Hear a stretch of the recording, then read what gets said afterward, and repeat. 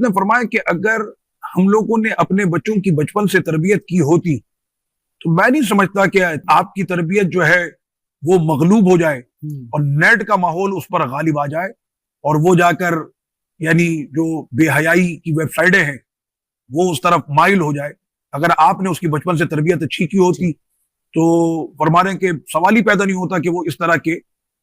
Web sites وغیرہ کی طرف جائے۔ نعم۔ عندما نربي أولادنا على الخوف من الله، لما تمر آية في القرآن ألم يعلم بأن الله يراه، اگر ہم نے اپنے بچوں کو بچپن سے خوف خدا کی تربیت دی ہوتی اور اس کو بچپن سے اس آیت کو یاد کرا دیا ہوتا، کیا نہیں جانتے تم اللہ دیکھ رہا ہے، اگر بچپن سے ہی اس کو یہ سکھا دیا ہوتا